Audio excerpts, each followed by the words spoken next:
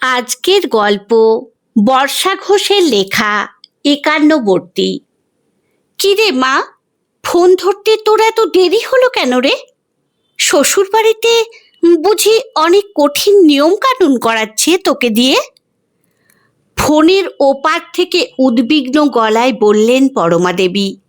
মেয়ের বিয়ে হয়েছে মাত্র একদিন, সকাল থেকেই তার মন অস্থির হয়ে রয়েছে। তিনি আবার বললেন, আমি তোকে কত বারণ করেছিলাম, তুই তো জেদ ধরে বসলি অর্পণকে ছাড়া কাউকে বিয়ে করবি না। নিউক্লিয়ার ফ্যামিলিতে বিয়ে দিলে লোকজন কম থাকতো, ঝামেলাও কম হতো। ওই একান্নবর্তী সংসারে তুই কেমন করে মানিয়ে নিবি বলতো? শ্রদ্ধা মৃদু হেসে বলল, মা, তুমি একটু বেশিই চিন্তা করো। এখানে সবাই খুব ভালো, আমাকে কোনো কঠোর নিয়ম মানতে হচ্ছে না। বরং বরণ হওয়ার পর আমি ক্লান্ত দেখে শাশুড়িমা আমাকে নিজের ঘরে পাঠিয়ে দিয়েছেন, খাবারও পাঠিয়ে দিয়েছেন, যাতে আমার কোনো অসুবিধা না হয়। আর এতক্ষণ ফোন ধরিসনি কেন? আমি স্নান করছিলাম মা, তাই ফোনটা ধরতে পারিনি। আর মৌ তো সব সময় আমার সঙ্গেই আছে। পরমা দেবী বললেন, মৌ মানে তোর মেজ কাকি শাশুড়ির মেয়ে?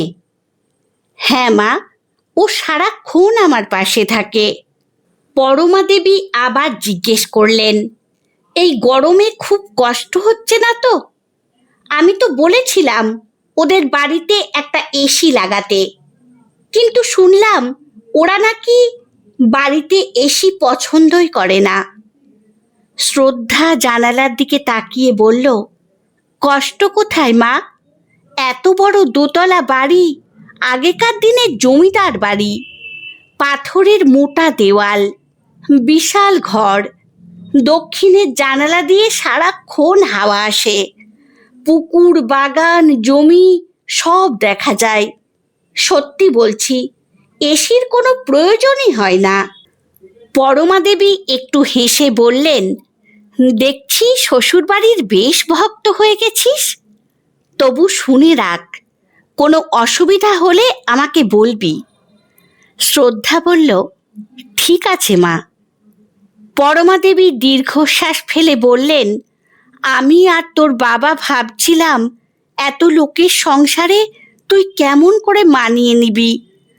তোর ছোট কাকু যে বিদেশের ছেলের সম্বন্ধ এনেছিল, সে তো তোকে বিদেশে নিয়ে গিয়ে রাখত। শ্রদ্ধা শান্ত গলায় বলল, মা, অর্পণ খুব ভালো মানুষ, ওর মনটাই আমাকে টেনেছে। আর ওর পরিবারের সবাই খুব ভালো, আমার কোনো অসুবিধা হচ্ছে না।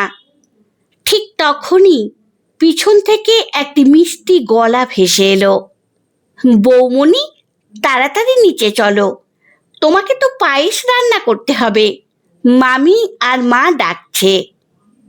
শ্রদ্ধা বলল, তুমি যাও, আমি আসছি। কথাটা শুনেই পরমা দেবী আবার চিন্তিত হয়ে উঠলেন।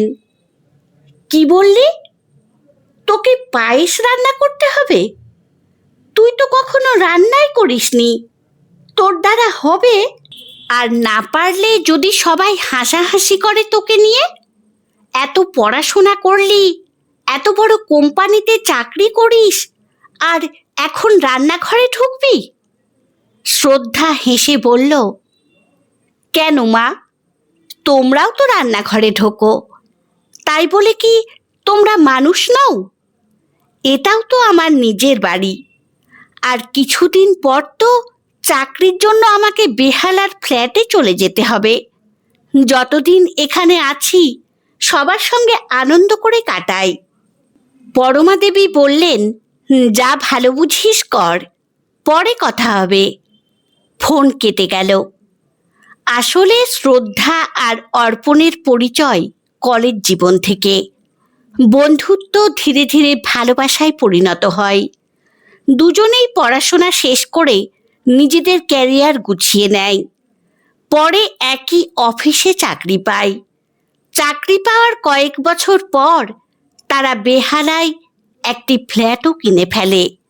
দুই পরিবারেরই সব কিছু জানা ছিল, কিন্তু একটাই সমস্যা ছিল, অর্পণের একান্নবর্তী পরিবার।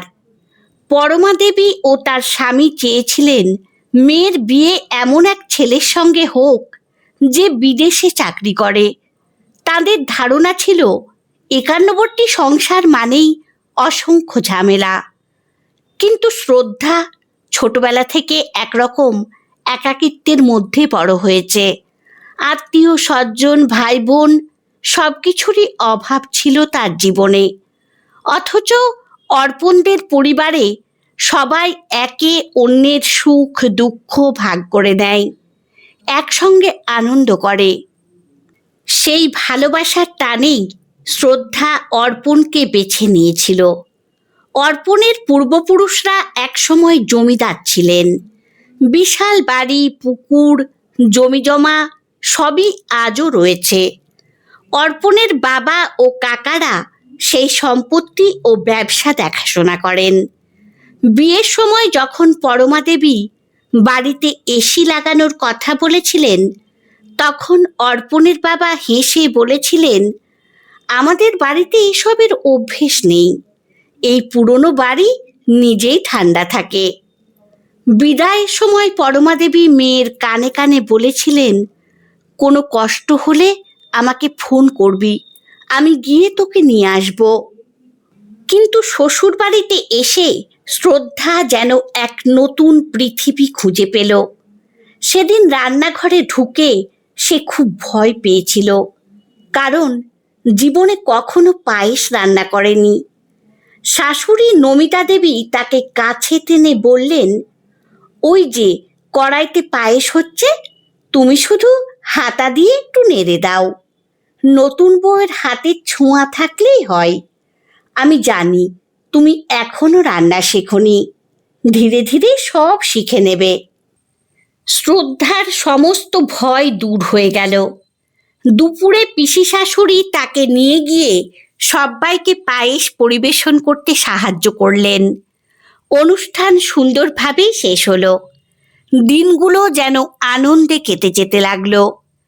কখনো সকলে মিলে গল্প, কখনো পুকুর পাড়ে আড্ডা, কখনো সন্ধ্যায় ঠাকুর ঘরে প্রার্থনা। 15 দিনের ছুটি শেষ হতে চলল। এবার অর্পণ ও শ্রদ্ধাকে বেহালার ফ্ল্যাটে ফিরে যেতে হবে। বিদায়ের আগের রাতে বাড়ির সব ভাই বোন মিলে গল্প আড্ডা করছিল। নমিতা দেবী নিজের হাতে পকোড়া ভেজে চা করে সবাইকে খাইয়ে দিলেন। পরদিন সকালে সুটকেস নিয়ে যখন নিচে নামলো, শ্রদ্ধা ঠাম্মা শাশুড়িকে জড়িয়ে ধরে কেঁদে ফেলল। তোমাদের খুব মিস করব। আমি সত্যিই খুব ভাগ্যবতী যে এমন একটা পরিবার পেয়েছি। নমিতা দেবী তার হাত ধরে বললেন, আমরাও তোকে খুব মিস করব মা, ছুটি পেলেই চলে আসিস। বেহালার ফ্ল্যাটে ফিরে এসেও শ্রদ্ধার মন পড়ে থাকলো গ্রামের বাড়িতে। অফিসের সময়টুকু ছাড়া তার কিছুতেই মন বসত না। একদিন পরমা দেবী ফোন করে বললেন, কি রে, এখন তো কোনো অসুবিধা হওয়ার কথা নয়। শ্রদ্ধা নিঃশব্দে বলল, মা, আমার তো এখানেই বেশি অসুবিধে হচ্ছে। আমার খেয়াল রাখার কেউ নেই, কথা বলার কেউ নেই, আমার এখানে থাকতে ভালো লাগছে না। পরমা দেবী অবাক হয়ে গেলেন। তিনি বললেন, আর 2 দিন পর তোর জন্মদিন, প্রতি বছর তোকে পায়েস করে খাওয়াই, এবছর হয়তো পারবো না। সেই সপ্তাহে শনি ও রবিবার অফিস ছুটি ছিল। অর্পণ কিছুই জানালো না। শনিবার সকালে সে বলল শ্রদ্ধাকে, চলো, একটু দরকার আছে। শ্রদ্ধা কিছু না বুঝেই তার সঙ্গে বেরিয়ে পড়ল। গাড়ি অনেকটা পথ পেরিয়ে যখন গ্রামের বাড়ির সামনে এসে থামল, শ্রদ্ধা অবাক হয়ে গেল। অর্পণ শুধু মুচকি হেসে বলল, চলো। শাশুড়ি মা তাকে নিজের ঘরের দিকে নিয়ে গেলেন। দরজা খুলতেই শ্রদ্ধা হতবাক। ঘরের মধ্যে পরিবারের সবাই বসে আছে, বিছানার ওপর সুন্দর করে সাজানো কেক। সকলেই একসঙ্গে বলে উঠল, শুভ জন্মদিন। শ্রদ্ধার চোখ জলে ভরে গেল। এত ভালোবাসা, এত আদর সে কোনো দিন কল্পনাও করেনি। ঠিক তখনই পিছন থেকে দুটি অত্যন্ত চেনা গলা ভেসে এলো, শুভ জন্মদিন মা। শ্রদ্ধা পিছন ফিরে দেখল তার বাবা আর মা দাঁড়িয়ে আছেন।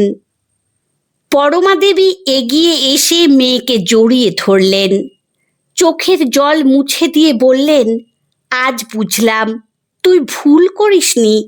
আমরা ভেবেছিলাম তুই কষ্ট পাবি, অথচ তুই একটা এত ভালো পরিবার পেয়েছিস। শ্রদ্ধা মায়ের কাঁধে মাথা রেখে বলল, মা, আমি শুধু একটা স্বামী পাইনি, একটা বড় পরিবার পেয়েছি। সেদিন জমিদার বাড়ির সেই ঘরে কেবল জন্মদিনের কেক কাটা হয়নি, বদলে গিয়েছিল এক মায়ের দৃষ্টিভঙ্গিও। কারণ তিনি বুঝেছিলেন সংসার বড় না ছোট সেটা গুরুত্বপূর্ণ নয়, গুরুত্বপূর্ণ হলো সেখানে কতটা ভালোবাসা, যত্ন আর আপন করে নেওয়ার মন আছে। আর সেই ভালোবাসার টানেই শ্রদ্ধা খুঁজে পেয়েছিল তার সত্যিকারের দ্বিতীয় বাড়ি। আমার গল্প পাঠ যদি আপনাদের ভালো লেগে থাকে তাহলে লাইক, কমেন্ট ও শেয়ার করে দেবেন। ধন্যবাদ।